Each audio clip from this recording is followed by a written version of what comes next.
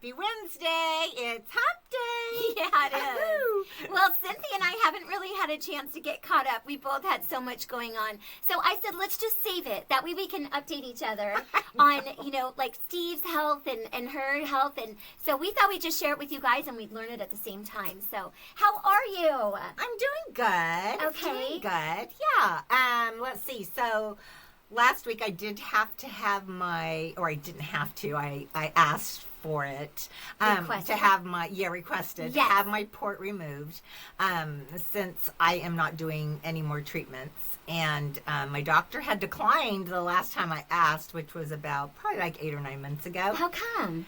Because she kept pushing me to do more chemos and more treatments. She thought maybe you would change your mind and then change my cave mind. in and do more treatment. Yes, and even this time, so I went and saw her like 2 weeks ago, I think it was, and my husband came too, and she tried to sedate that, and I think it's a doctor protocol also to give you every avenue, right? That, she kept saying there are options, there's this, there's that, but the things she had suggested were things I don't want to do, and is this like Keytruda, like an immunotherapy, or no, was it other things? It was other things. It was, she has, said she will not, or they won't ever approve me again for any immunotherapy because I have such bad reactions to 3 of them that they won't even approve anymore for immunotherapy.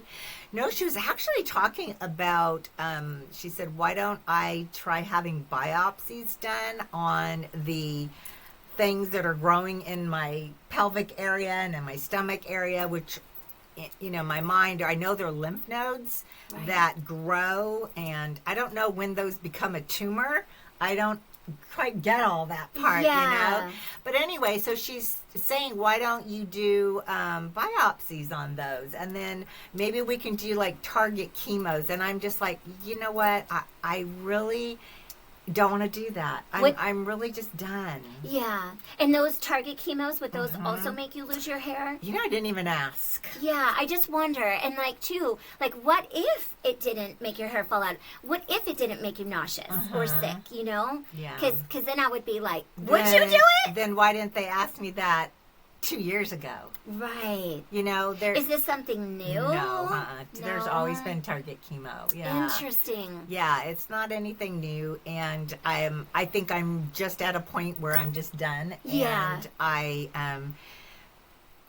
know a lot of people don't understand it. I will say I always get my best reactions are from the nurses when I go get my blood draws, and I tell them, because they see my charts, and they say, oh, you quit treatment, and they said, you know what, you want quality, you don't want quantity, and I said, that's exactly it. I want the quality, and they always say, good for you. Wow. I'm so proud of you. Know where I can't help it. That's just me. Yeah. And when I make up my mind, a lot of people know this about me. When I make up my mind, I don't change my mind. Yeah. It's kind of a solid thing. And I finally just decided this was it.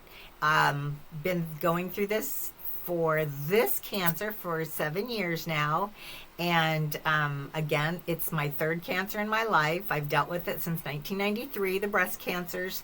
And I kind of explained to my doctor, and I told her I wanted to get off the merry-go-round, because if any of you out there have ever had cancer, even though you're cured, when like with my breast cancers, that you're cured, you have no cancer cells, it is in the back of your mind every single day. Right. Every time you have a little ache or a bump or whatever, a headache maybe that lasts a little too long. Yeah. You're in your mind, you've got a brain tumor now. There's just, you can't help it. And it's something I have lived with since 1993, and I'm done. And so I did say to my doctor, I do want to get off this merry-go-round. And she finally, I think, got it. She finally said, okay. And like I said, I do understand her way also, because they have to tell you everything. People these days sue everybody. Yeah. And, people will say, oh, she didn't tell me about this, or she didn't tell me about that. And this person my husband could have lived longer. Right. Yeah. So I appreciate all her trying and giving me, suggestions and all that. So right. I do. And she, I think, hugged me 5 times because she was kind of like saying goodbye to me. Oh my gosh. Well, because she said, if I'm not doing any treatment, I'm not going to change my mind. She said, then I don't need her anymore. Oh, I see. She said, wow, that feels kind of sad and final. And, I know. And, and you guys have created a relationship together. But right. I appreciate that she cares enough about you yeah. to want to hug you so many times. I know. Because it's like she's releasing you, and she'll miss you, and she also has to grant your wishes. Exactly. And so that makes sense because she didn't want you to remove the port because she thought that she could still convince you at some point to maybe have more treatment. Right. And now it's been a year almost. Or it has been a year and a month since you did. I've had any treatment. Yes, and that was the immunotherapy that jacked you up so bad. All last summer. Yes. I was a mess. So this summer I'm not. Yeah, right? Quality. Now I have other stuff. Yeah, right. Because do you mind talking about like how you said you felt like pain. things? Yeah. Yes. So she had just told me since I'm not doing treatment that I wouldn't really be seeing her anymore. I would go to the palliative care, I think that's how you say it, doctor. That's who would treat me, and it's mostly pain medications, and they talk with you like emotionally and physically how you're feeling. And right. I did talk with him last week too, and so he talked with me about medications, how as time goes by, it's going to get worse. I mean, we all know that. But I guess what people don't understand, or what I feel people don't understand, is that even if you do more treatment, or even if I did chemo and, went through losing all my hair again and did another treatment and it does shrink everything, I still get back to the same point again.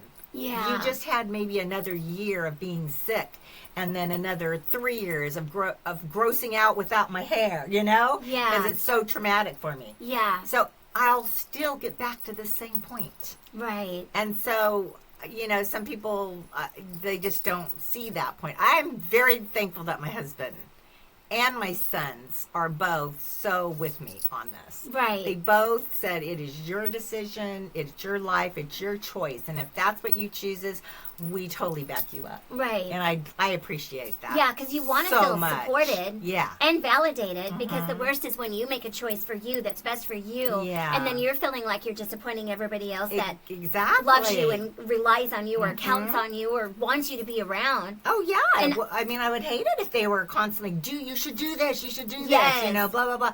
But I don't get that at all. No, because even like I question, like, what if you tried the targeted?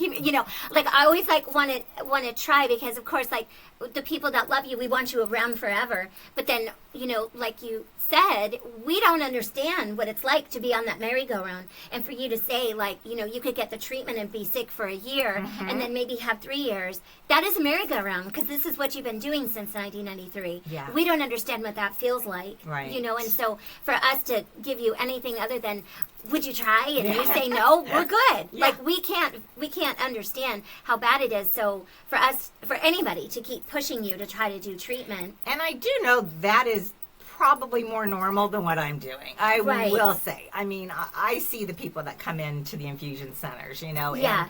and it's kind of a scary sight. They look very sickly. I will say, when I go in, I don't look sickly, but No. and my doctor has told me that she's like, you're amazing. Yes. I don't know how you do it. Yeah. I don't know how you feel as good as you do. I mean, considering this, I think she thought I should have died 2 years ago. Yes, 2 or 3 because years ago. maybe we should just say that again. Because some people may not have caught the podcast where we shared this, but when you got the diagnosis this third time that the cancer was back and that you had a kidney that was non-functioning, they said 1 year without treatment, 2 years with treatment. Right. And you're on 7. I'm on I just passed 7. Yeah, I just hit 7. Yeah, I did. So that is like amazing. I mean, is. I feel like it's a miracle. Because, I'm always praying for you. Aw, And so, even with Steve too, and we'll get to Steve, but, we weren't sure when he got the pancreatic cancer diagnosis. some people only live a few months.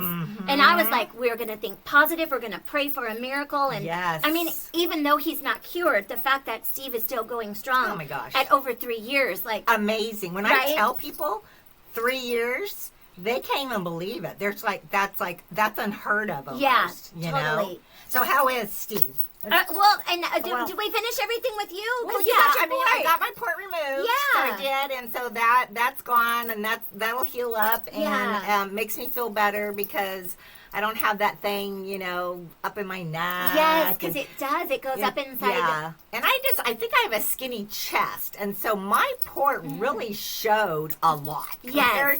And I have friends that had, you know, cancer and ports put in. Theirs you could barely even see. It's like they have more fat on their chest. Yeah. Mine stuck out like like a sore thumb. Yeah, like it was like almost like between a nickel and a quarter. Yeah, you could literally see the round, and I could see the whole tube coming up my neck. Yes.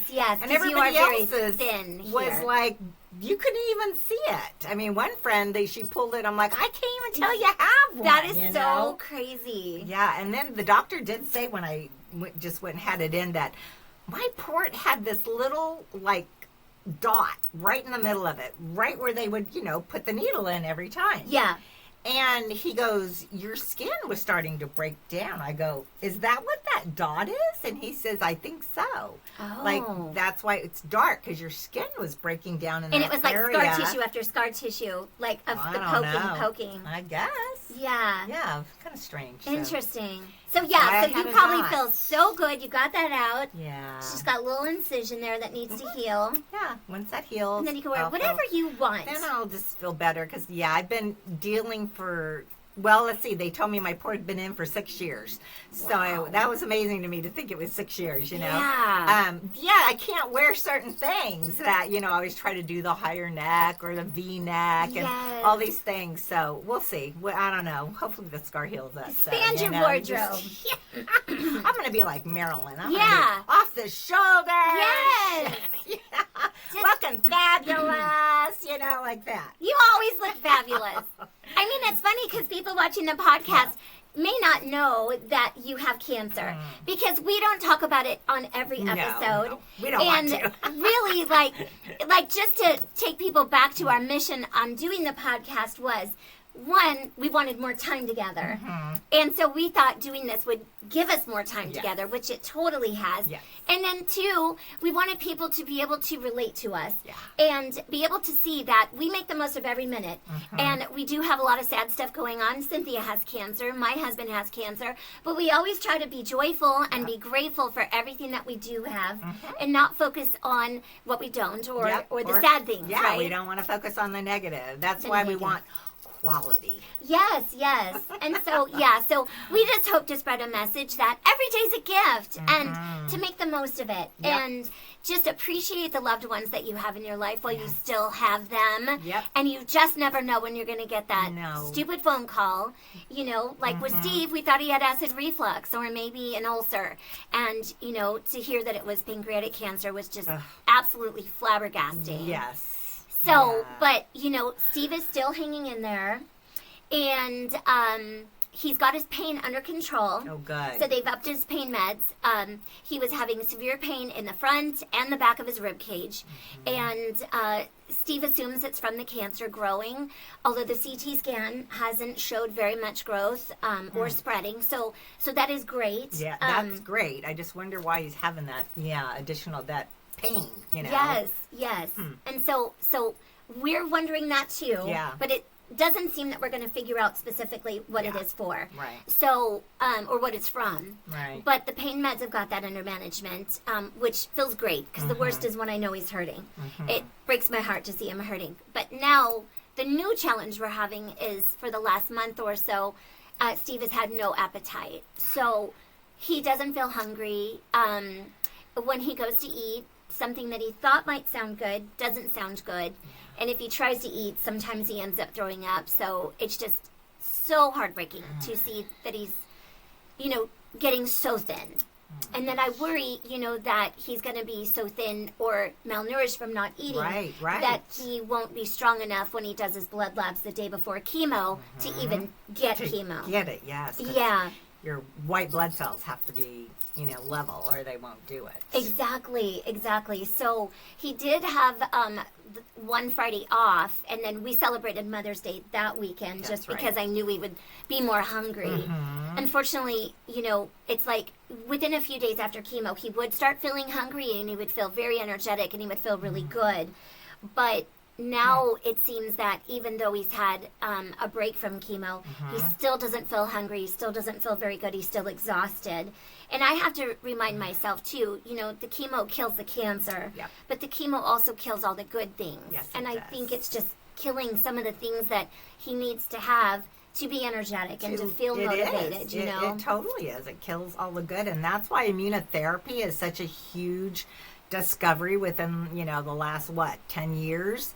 It's huge. There are people that can do immunotherapy and live another 10, 15 years. Right. I mean, if I could do that, if you can give me 10 or 15, I'd I'd do it, Yes, and honestly, I didn't know what immunotherapy was before you started doing it. Maybe just tell people what immunotherapy is, because I feel like it'll just kind of fill a gap. Well, because immunotherapy, what that does is that boosts all the good.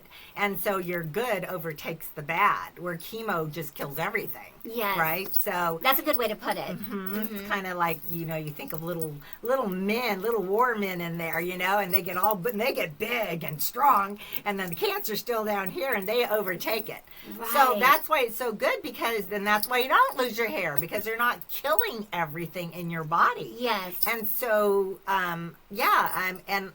that was the first thing I had said to Marilyn when I found out with Steve that, what about immunotherapy? Because it works on so many cancers. And then she told me that the doctor said that doesn't work on pancreatic cancer. And I just thought, God, how does that not work? I know. It's like, how? Why does it work on this tumor or this type of, stuff and not work on this area of your body? I just don't understand all that. I know, because I was really curious if Steve could have, withstood it. Yeah. Because you couldn't. But your body reacted so badly. But I'm not the norm. Right. I mean, they told me probably 85% of people are fine. They have nothing. Yes. No side effects. I'm just one of those people that, and I'm not even allergic to hardly much stuff. I know. That's why I was so shocked that I just have such a reaction to immunotherapy. And majority of people can take it, and it does nothing. I had a girlfriend who did Keytruda, and she did it for 8 months after they do that now for breast cancer, which back in the day when I had breast cancer, immunotherapy wasn't even heard of. Oh, right. And so, she did all the Keytruda. She had nothing, and I'm just like, that's just amazing to me. Yes. That one body, can tolerate it. Yeah, and the other one just blows up. Yeah, you just kind of like. I mean, literally my whole. It's just I don't. Yeah, so it's interesting, but it's pain in the ass. Yeah, totally disappointing too. Yeah. So okay. So then getting back to Steve. Yeah. So, we've been reaching out to the doctors to try to figure out, what can we do to try to increase his appetite? And they think that maybe just taking an antacid like Pepsid AC would help. So it did help a little. But Steve's just trying harder, to try to eat and keep the food down. And so, we're just hoping that doesn't get any worse. But what happened this morning just made me really sad because, Steve has always said, and I've even thrown out my disclaimer that Steve's still working, but it's because he wants to work. Yes. Right? Because we had a buyer for he has a sign shop. We had a buyer for the sign business back in August, and they wanted to buy it right then and there, but they respected that Steve wasn't ready to sell. It's still our livelihood since I got laid off from my job shortly after Steve got diagnosed. So Steve wanted to keep the shop, and he wanted to go to work, and we've just been keeping in contact with that potential buyer since last August. And then 2 months ago, Steve said, I am ready to sell the shop, because he's just getting really tired, and it's really hard to make it through a full day. He just started going in a little later and getting off a little bit earlier. And so then one day when I asked him, like, how are you doing, and are you sure you want to keep going to work? He's like, actually, I think I'm ready to sell the shop. So we did reach out to that potential buyer, and since August, another opportunity came available for them. And so they declined purchasing the business. So it was disappointing. But, we have a lot of faith, and we know the Lord has a plan. So we're just hoping that something else will come up. So we've got a couple of different ideas, that we are working on. So I'll share more as this kind of unfolds. Yeah. But this morning I got kind of sad because I could tell Steve was having a really hard time getting dressed. And when I went into the room, when I went into the room to check on him, while he was getting ready to go to work, he's like, I don't want to go to work. And he had never said that before. Sorry, I hate crying on video. But now it just feels really hard. It's like... even harder. It's like real. Yeah, because I tell him all the time, like, it's so hard to watch you go to work because I know you're so tired and you don't feel good and you're nauseous and you're not eating anything. But he kept saying, like, I love my job. I love going to work. And so that gave me a little bit of peace with all of it. It was his purpose. Yes. It was his purpose every day. Yeah, and he loves going to work and he loves the clients and what he does. So this morning, to have him say, I don't want to go to work today, like, that was just reality kind of hit me, because now I'm like, shoot, now I really don't have anything to help me feel good when he goes to the shop. So, it just triggers more conversations, because we didn't talk about it too much. I just walked in the room when I heard him say it out loud because I was in the kitchen, and I said, now it's really hard to let you go to work, and he's still got clients depending on him. And, if we do close the shop and we don't sell it, there has to be a wind down process, Right. So that's probably a conversation that we need to have on top of the backup plan that we have, with reaching out with a business broker. So anyhow, that was just like a stab in my heart to know that he now doesn't want to go to work. And so it's just going to be harder every morning to say goodbye to him. And so anyways, we're just going to keep praying about it. And I know it'll all work out. It's just, sometimes just these phases that Steve is going through and me processing them, especially when we're filming or out loud, it's just part of the journey, It is. And it is a journey. You're right. And, and I think I've said it before. I think Steve has always felt that, and to know too, Steve, this is a family-owned business. This is all he's ever done. Yeah. His entire life. 40 years. Yeah. I think last year was 40 years. This is his life. Yeah. And I've always felt, because I guess because when I found out I had cancer, I was like, I am so out of here. Yeah. I'm quitting work, I'm done, but then I never loved my job either. Right, yeah. But I just always felt with Steve, it was like, I can't stop, I can't quit, and if I stop and I just stay home, that's the end. Yeah. And this gave him a purpose every day to get up and do. And it takes your mind off things too, right? Totally. Because when you sit at home, what are you going to do? Sit there and watch TV all day and, and think dwell on stuff? Mm-hmm. Exactly. Where I'll say I don't do that. I try to plan trips. Yeah, she's go places and do things, girl. Right? As much as I can. Yeah.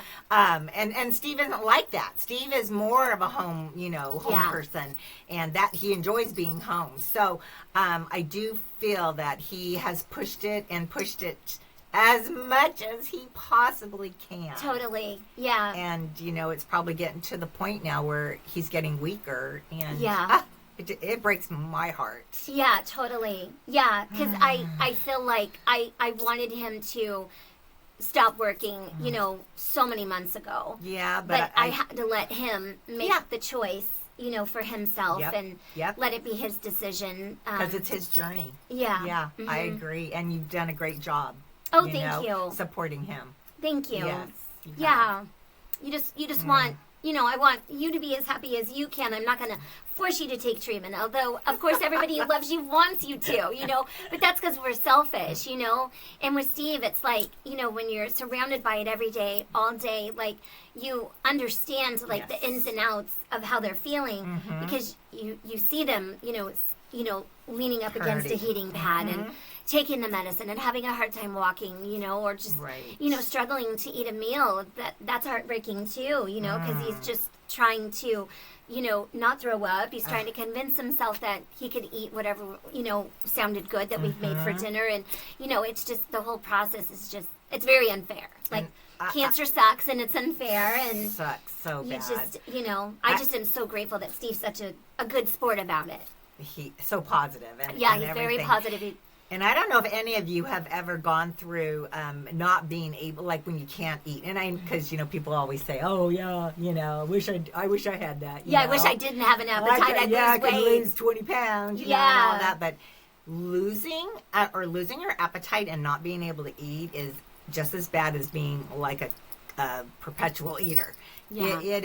It's horrible. Totally. It's terrible. And you sit there trying to will yourself to take a few bites. And just so you can even take medicine. I've been in a situation where I had to have a procedure or something like that. And like, you're so nauseous, like you don't even want to put anything in your mouth. No. And you have to take medicine that requires you to have food in your stomach. Because if you don't, then you're going to get sicker from the medicine going on an empty stomach. Upset stomach, and then you're going to throw up. It's totally a vicious cycle. It is. It really is. And when he needs to be so strong to fight the cancer, it's like, I just don't want him to lose his fighting ability. Well, that's it, because then you're not getting your nutrients. Exactly. And the vitamins to help your body build up to, and didn't, I think you have a friend that once said that a majority of the people, they don't die of your actual cancer, but they die from treatments of the cancer, or I know I have heard too that your body starves to death.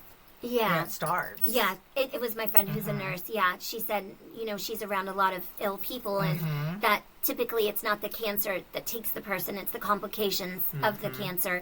And the chemo. Yeah. Because the chemo is killing all the good stuff too. Right. So, they can't, get sick. Right. Because they could die, or they can't fall because they're so weak and they could break a hip or not be able to get up because they've lost so much muscle from the chemo. And so all these things that I didn't even really think about were things that she helped me understand from a nurse perspective. Because, for example, all the CT scans keep showing no growth on the tumor on the pancreas and not spreading to any lymph nodes. So we keep banking on that. Yeah. But this whole time, Steve's been on chemo for almost 3 years consecutively, with a short break, to have, I think it was 12 weeks of radiation. 6 weeks. Gosh, it's been a couple years. Probably 6. 6 weeks? Yeah. Okay. And so, but as soon as he was done with radiation, he had maybe a month or two off of chemo and then had to go right back on it. So, this chemo is starting to take its effect. It's a toll on him. Yeah, toll on his body.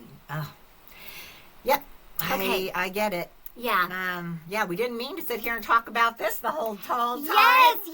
Okay, so we do have some stuff we wanted to get to. We did want to update you guys because our podcast isn't about just, excuse me, all the fun stuff. We want to talk about real life and for you guys to be able to relate and follow on the journey with us as we try to make the most of every minute. Yeah. All these little catchphrases that we say we did the podcast for. But really, we don't always give an update on Steve. We may give an update on the funny things that happen. But anyhow, so so I am always listening to podcasts. I'm always listening to the radio. I'm always like, thirst for knowledge, I guess. I'm always great, though. Researching stuff, right? So I found these 2 things that I thought were really cool. And I told Cynthia, like, we should talk about it on the podcast. Okay.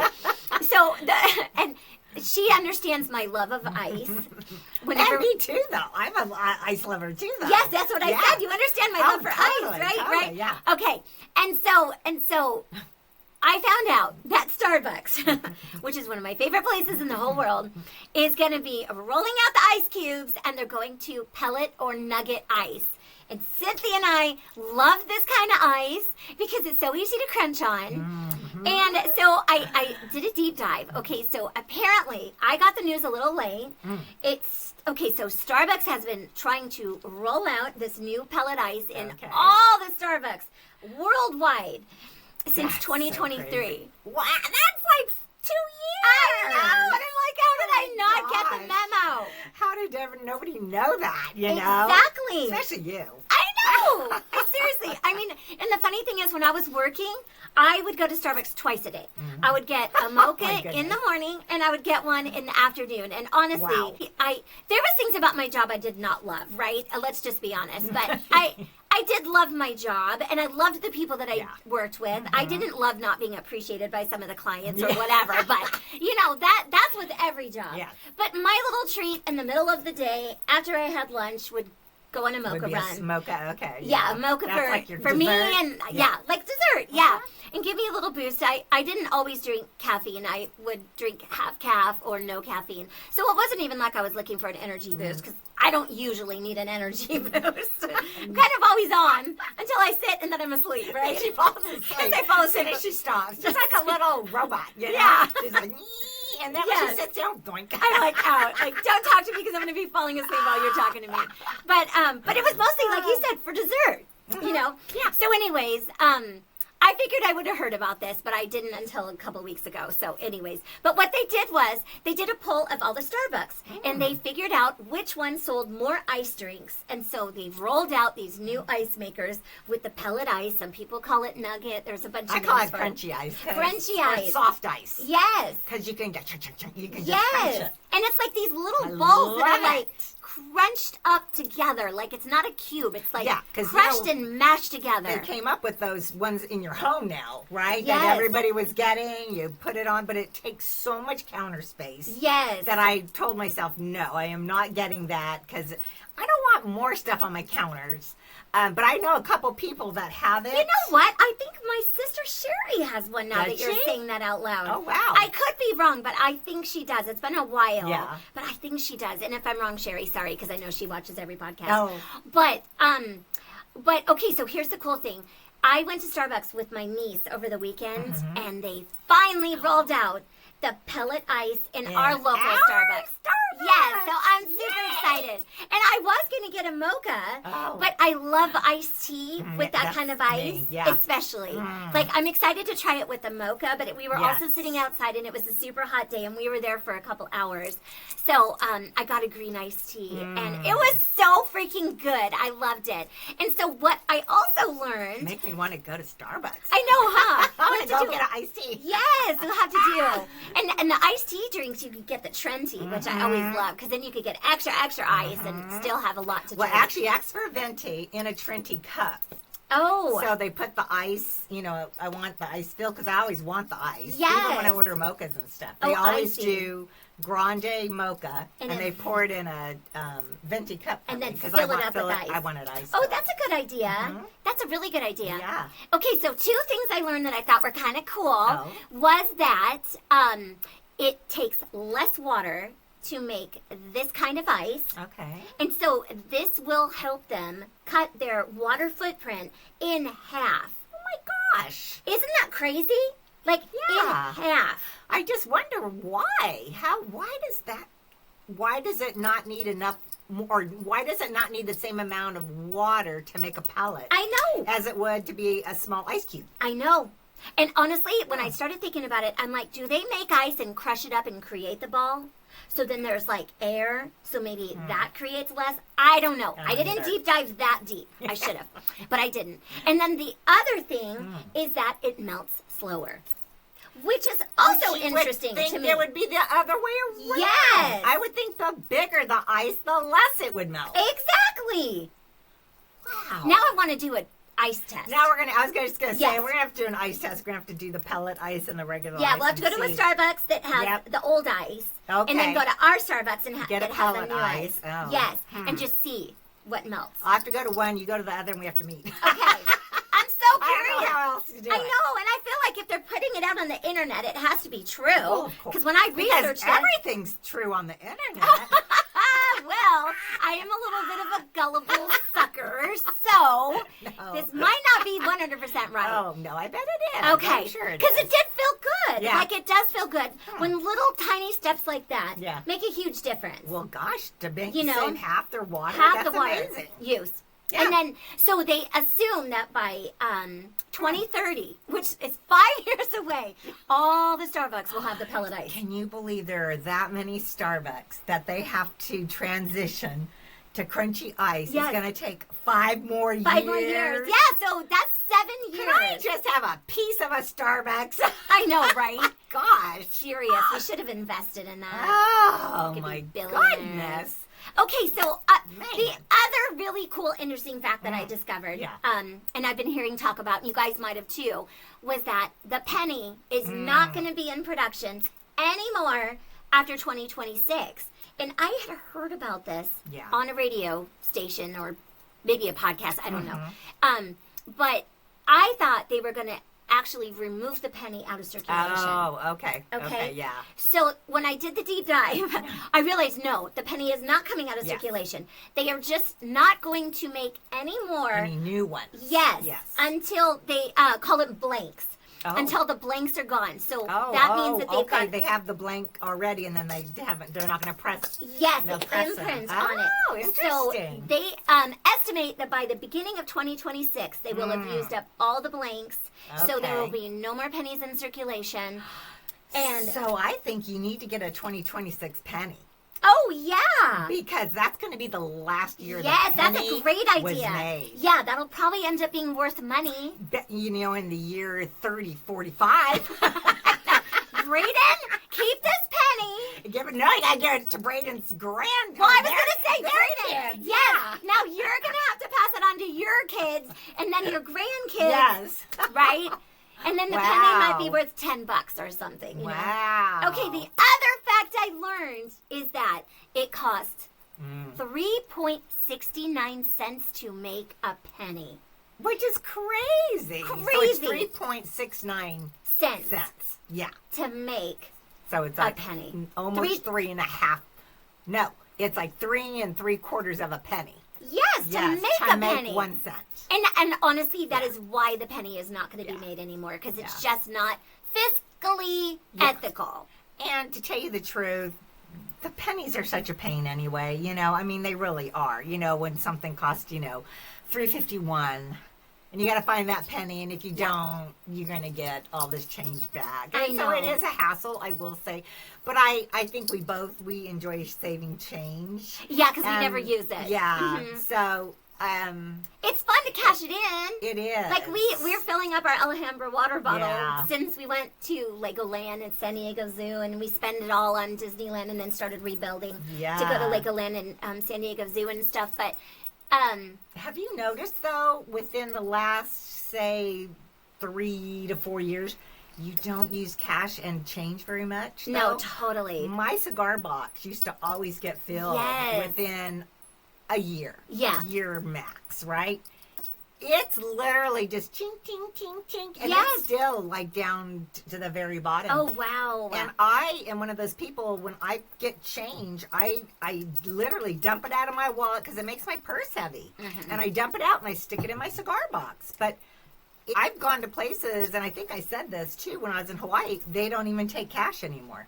There That were is just a couple places that you could only use a card. right. I mean, I think that's so smart, especially, you know, if places are getting robbed and stuff, if Right. they know that you only take debit Right. or credit card Yeah, or you don't whatever. have cash or on Apple hand. Pay. Some Yeah. people have Apple Pay.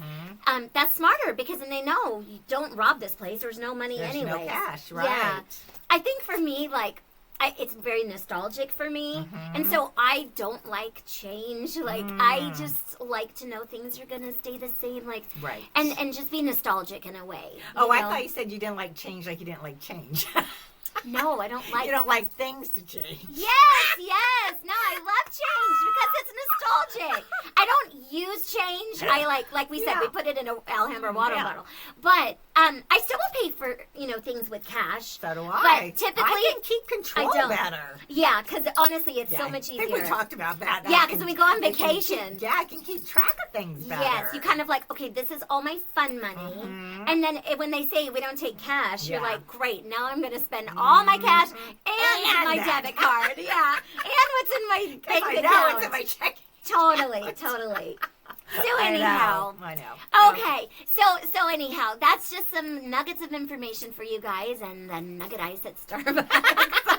Yeah. But okay, so while we've been doing our research for other podcasts, we stumbled upon something that we had never heard of before, and we kind of like to throw it at you guys because we've gotten people reaching out to us saying, "I didn't know there was so many like flags in dating, like with the beige flag and the yellow flag." So much relationship Yes, stuff.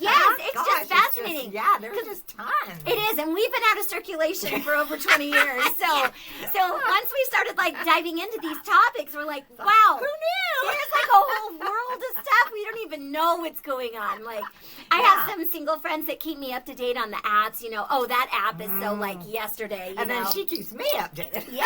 Yes, totally. So the one thing that we discovered was this thing called attachment styles.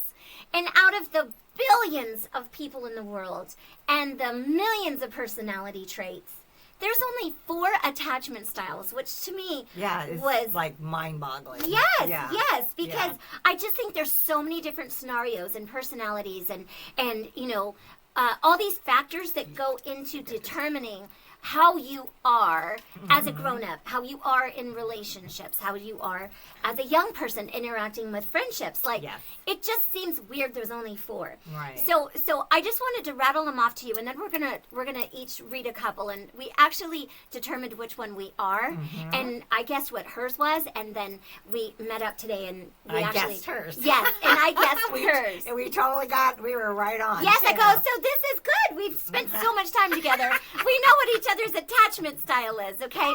So the 4 attachment we styles. Didn't even know we had. No, because we didn't even know what was a thing, right? Okay, so there's secure attachment, anxious-preoccupied attachment, dismissive-avoidant attachment, and fearful avoidant attachment. Okay, so should we just tell them which one we are, or should I just read them first? Go ahead and read the first 2, okay, and then you can, and then I'll read the last 2, and then we can tell which one we are. Okay, that sounds perfect. Okay, and we're sorry for reading because I did not want to memorize this. Okay? There's no way I would have. I would have memorized the name. Totally. And we know a lot of podcasts like use their phones a lot, and we don't rely on our phones. No. So bear with us. Okay, so secure attachment is individuals with a secure attachment style feel comfortable with intimacy and independence, trust their partners, and can express their emotions openly.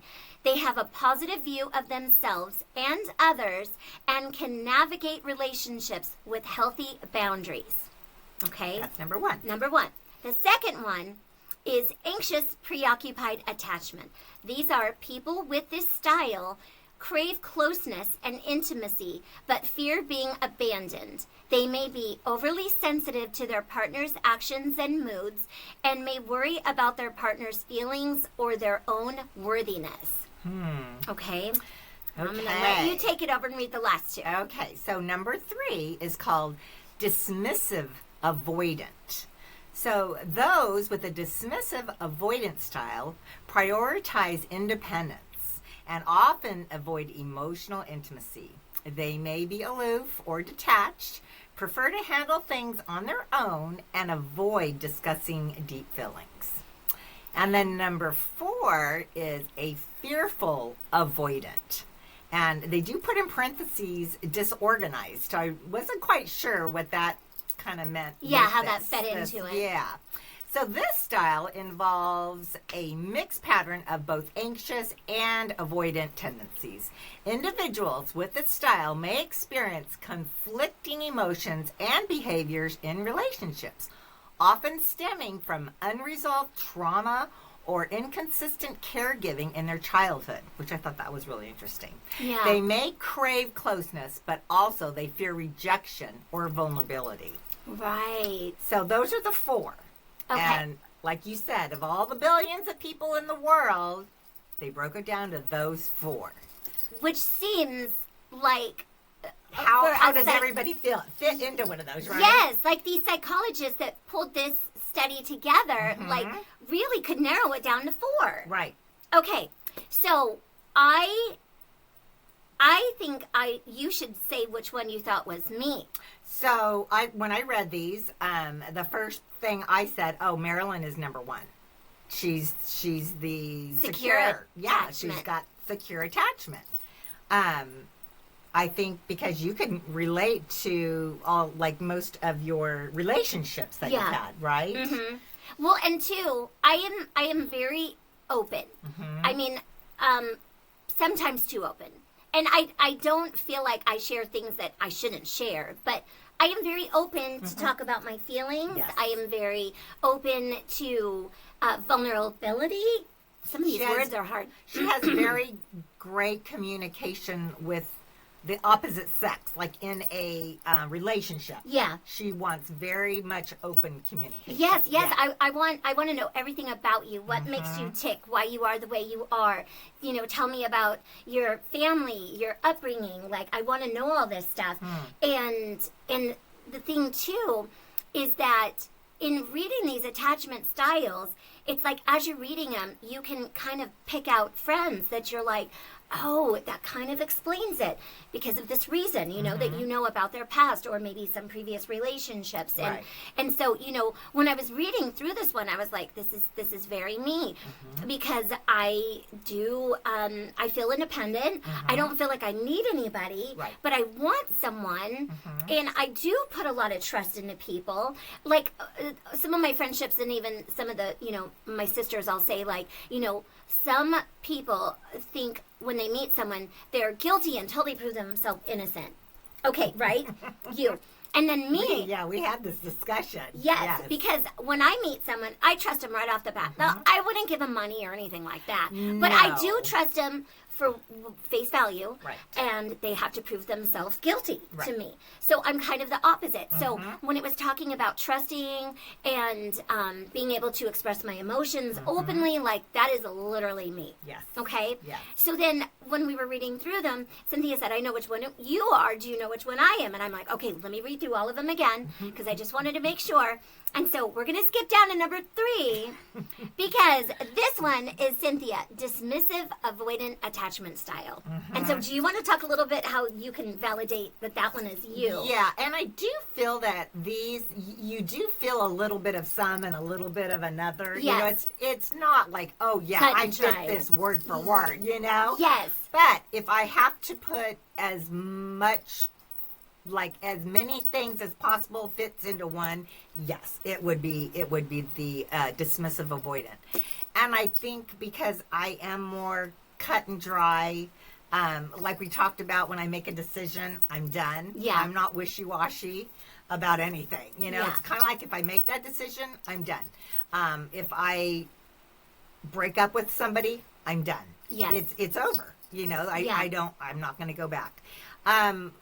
I will say probably I am more aloof, probably on certain things. And you're not such an open book. Well, you hold things back until you meet someone. Like even some of the things that that like we may talk about on the podcast, you know, like I'm more open. For example, like I was like, "Are you going to show your, you know, my scar, her scar or her incision?" It's like it's still fresh. It's an incision. It's a fresh scar, right? And I was like, "Are you going to show it on the podcast?" Because I think honestly, that's just me. Like I'm like, you know, look, it's right here, you know, and I'm kind of fascinated by that. She is. I you know, I can't watch Dr. Pimple Popper. Yeah, it's so funny. She can't watch certain things or certain things like gross her out so bad. Yes. But show her a scar or an open wound. Yeah, an incision. Yes. Like I love botched. Like I will watch like these reconstructive surgeries. Yeah. But like watching a boil or a blemish. That's no. So funny. No, and I can totally watch that. Yeah, because then she was like, "No, I'm not going to show my incision." I'm like, "Oh, okay. No, that's totally fine. Like, no worries at all, you know." She did show me. Excited. You want to see it? Yeah, because then she came over and like, "How are you healing?" And she's like, "Do you want to see it?" I'm like, "Yes." Like, yeah. I totally do. So thank you for that. Most of my friends are like, "No." Oh, I know. I haven't showed anybody but John is the only one that says. Oh no, and David last night. Oh, he wanted to see. He wanted to see. Yeah. Yeah. I'm just fascinated by stuff. I just love learning and whatever. Well, so that's your thirstiness. Yes, that's my thirstiness for knowledge or whatever. Exactly. Or understanding, I guess. You know. Mm-hmm. But yeah, so I totally agree because reading through some of the other ones, like I could see a little bit of myself in some of the other ones, with different situations, different little things that you see, right? Yeah. So then let's jump back. So now we've talked about secure attachment and dismissive attachment, which are ours. So the anxious preoccupied, just again, those are people with they crave closeness and intimacy, but they have a fear of being abandoned, and that totally makes sense. I think that's a lot of people. I think that only from watching shows and things like that, you see that even people that have been adopted, you have like an abandonment feeling. Yes, because you're like, why didn't my real parents? Yeah, why didn't they want me? And it's like so sad, you know, or that the father left when they were a year old. Yes. And they never had a relationship. And so I have heard that, and it does say a lot of this does stem from childhood. Totally. And things you went through. So yeah, for sure. And too, like, I listen to a lot of podcasts and, people will say, like my mom was an alcoholic when I was younger, and so you didn't really have a connection with your mom, even though you had a mom, right. You didn't have a connection with her. And so then you try to replace those feelings in your future relationships, and so when I did some research on it, it said these things can never be fully cured, of course, but going through therapy and working on yourself, but being aware that you're that way. Yes. And I thought, like, I don't know when these attachment styles came out, if this was just a couple years ago or 10 years ago. It's just, it did not fall into my algorithm on Instagram or anything, so. But maybe, like we were talking about last time with the love languages, is, maybe it helps you understand yourself and you can work on your relationship with your partner when you understand their love language, because you know how they want to be loved or receive love, or how they recognize being loved. Right.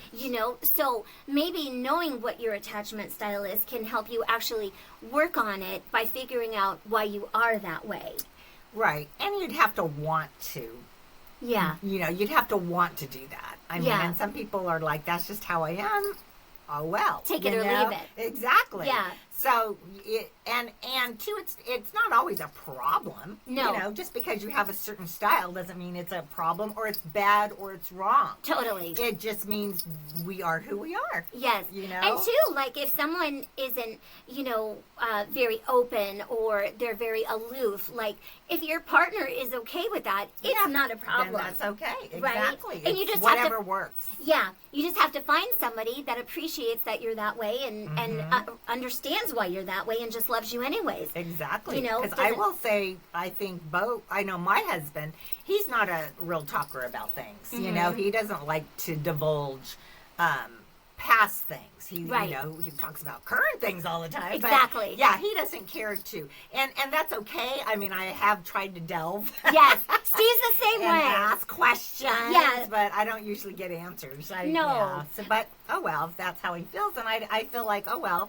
it's okay. But if somebody really, really wanted to know and felt like, oh, you're not telling me things, they would never get along. You're being dishonest. Yeah. Because that could be their insecurities feeding into you're not being honest because you don't want to tell me. Correct. When you're like, no, there's no dishonesty here, or not hiding anything. This is just who I am. Yes. Like, I'm not comfortable talking about those parts of my life. Right. And you have to respect that. And that's it. And some people don't. And they feel that is being dishonest. Yes, totally. Like, I don't want to be with somebody who can't reveal certain things. Yes, and open up and to me. be open and talk about, Yeah. And that's the thing, Very too, true. like, with Steve, he appreciates that I'm that way, and I respect that he's the way he is, but it is a kind of opposites attract. Yes, where right. I'm the more talkative one, I'm more open about my feelings. Steve is more reserved, and he doesn't like to talk about his feelings. So it's kind of like, they always say that opposites attract. So you're kind of finding somebody that is definitely the opposite, attachment style of you for that reason, right. Which is why I was so surprised when Steve and I had the same love language, which was quality time. Because I'm still baffled by that. Like, I literally thought mine was going to be acts of service or gift giving. Right. Cause gift receiving. Oh, gift receiving, yes. Because I love giving gifts. So do I. Yeah, That's why I don't understand and why saying gift giving. But you know what? There wasn't a choice. And that's why, that's kind of that same thing. Like when we did the whole love language thing, it's like, well, I don't, it wasn't every question exactly fit me, but I tried to do as close as possible, right? Yes. So then I end up with this, gift receiving, and I thought, well, I just don't want people to perceive me as being like this person who just wants to receive, because I don't. No. I love to give a gift. She does. And I actually love giving more than I love receiving. She got me 4 souvenirs from Hawaii. That's my joy. Yes. So, but when you answered the questions, I had to go as, the other question was further off. Yeah, the answer. Because you have 2 options. Oh, that's right, the 2 answers, So the other multiple option. Choice. Yeah, it was multiple choice. So in each scenario, like we said, you have to go with, in this scenario only, between this choice and this one. Yeah. Which one describes you? Pick one. Yeah. So I picked the one that was, closest. Described you the most. But I do like getting them too. So I guess I just, Yeah. it is what it is. Yeah, right? it was. It just didn't give me the other part the warm, cozy of giving. Yeah, totally. It was just the one side. Right. Okay. And the very last one is the fearful. So avoidance. Yeah. It's the fearful avoidant, which is both. They are stating that, you're avoidant. You have avoidant tendencies. And it was a mixture of 2. I'm so sorry. Yeah, it's a mixture of the anxious. So you're anxious. Let's see. Anxious-Preoccupied. Okay. And it's a mixed pattern of both anxious and avoidant tendencies. Okay. Yeah. And it just says you may experience conflicting emotions, behaviors, and relationships, often stemming from unresolved trauma or inconsistent caregiving in their childhood. So they crave closeness. They fear rejection. Yes. Because it's like a double whammy. Yeah, I'm thinking that maybe it's more of, like they said, a little bit of both, and so they crave a lot of things. Yeah, which has to be like just an inner turmoil a bit, because you want to be close to people because you're craving having people in your life, right? That you can count on and rely on, but you're also at the same time afraid they're going to abandon you. Yes. So, that has to be something that you really need a partner to like step up and give you the confidence that they understand you and that they're not going to leave you. So, that takes a lot of patience with a partner to have to keep validating somebody, with that. So that would be a challenge for sure. But I know. Like we said though, but that's what makes the world go round is we have all these different people with different personalities, and you try to find that person that complements you. Exactly. So, because I think I've been in relationships that were a little more open than Steve is. But I've never been in a relationship where somebody was as open as me. Now, I have guy friends that are very open, but it's nobody that I've ever dated. Like, they're just guy friends. Right. And sometimes when I'm with those guy friends and they're having these very open conversations, sometimes I feel like I'm talking with one of my girlfriends. Right. Because it seems like girls are more open to talk about things. And I love that. I love connecting with people and hearing their past stories or past relationships. But I also think, too, goes back to opposites attract. Because I, married somebody that is the opposite of me, where they're very quiet and they keep things to themselves. I will have to say, though, I know, because I know you do have a few guy friends, and I know they do open up to you and they talk with you, which is great, because then at least they have somebody that they can. But I guarantee you they wouldn't do it with another guy. Oh, definitely. Yeah. I know. And honestly, that's such a good point, because I do feel grateful that I am a girl, because I do have a very good support system of friends, and my sisters too, that I can talk to and be very vulnerable with. Right. And I do feel very sad for men that they don't talk about this stuff. I know Steve does have a best friend, and I do know he will, open up to his best friend a little bit about what he's going through with the chemo and the cancer. But I really don't think that Steve's conversation with his guy friends would be how I would be having conversations with my girlfriends. Yeah, I doubt it. For me, with being so open, and I have to talk about my feelings, if something's bothering me, I have to talk about it. I feel like I wouldn't make a very good guy because I wouldn't have anybody to talk to. You just have to have a bunch of girlfriends. Totally. Yeah. You know, and I do welcome people to talk. And I've met people where they're like, you're so easy to talk to. And I take that as a compliment because I do want people to feel very comfortable. And I am very genuine and very sincere that I will listen, and I'm a bit of an empath. So I do kind of feel like I feel their pain, which isn't always a great thing, but it's okay because I love to be able to be there for other people when they're needing someone to talk to. But then I think, like, if I was a guy, like, what would I do? Who would I talk to? I know. Yes. Right? So maybe it is more of a girl thing. I don't know. It is. I mean, it just is. It's just we're a little more open. I'm a little less open than you are. Right. But we are on the whole amount. Girls are more open than guys, you know?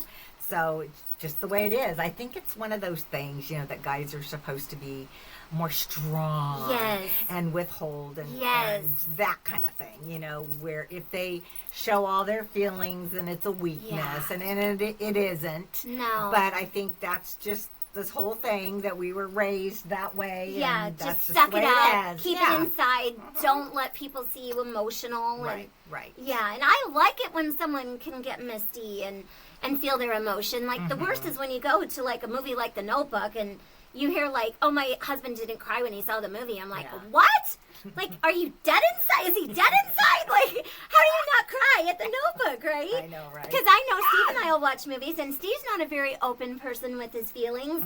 But, like, if we were to watch The Notebook or whatever, like, you'd get teary-eyed. we joke, you know, he'll be like, I got something in my eye. And I'm like, oh, yeah, my allergies are bad today. I got some of my, whatever, you know. But at least I know he gets emotional.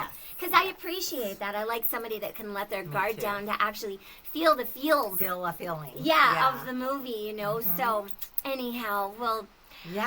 This was just something that we thought was super interesting, and we wanted to share it with you guys, and we hope you learned a thing or two. And so you guys hit the like button if you like our video, and if you're not subscribed yet, please subscribe. We'd super appreciate it, and we'll see you guys on the next one. Bye. Bye.